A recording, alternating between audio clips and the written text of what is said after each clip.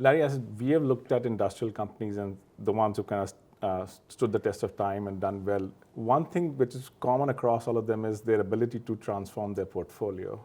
I think Greif has been through an amazing transformation over the last decade with businesses you acquired and businesses you then divested from. Any thoughts on what has kind of remained same and what has kind of enabled you to take this quantum of change in that time? Yeah, it's kind of interesting. If you go to what's the same, I mean, at our core, we're a packaging company, right? And we're an industrial packaging company. But you talk about the last decade, it's actually, you look back 150 years, the company started as a cooperage making wooden drums. And when Warren Buffett bought it, and he actually sent us some materials recently from a meeting he had here in the 1950s, where they talked about transforming from a wooden drum manufacturer into steel drums. And so you fast forward another 70 years, and we got into polymers and we make steel plastic drums, but it's all at its core packaging.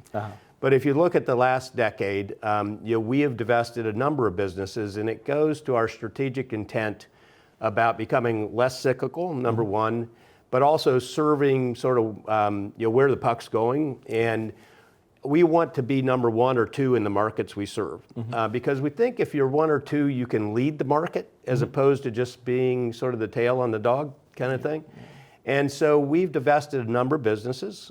We had a flexible packaging business that was basically big bags that were sewn, lots of people in rooms sewing bags.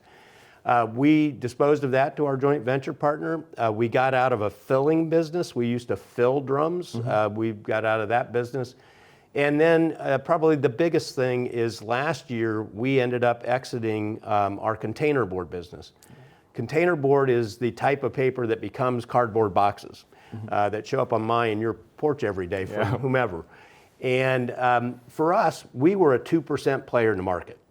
It was a very good business for us, but when you talk about capital allocation decisions, we were also looking down the path and knowing we were going to have to spend $1 billion to $1.5 billion in that business to replace a mill into a business that was not a growth sector for us and where we were a 2% player.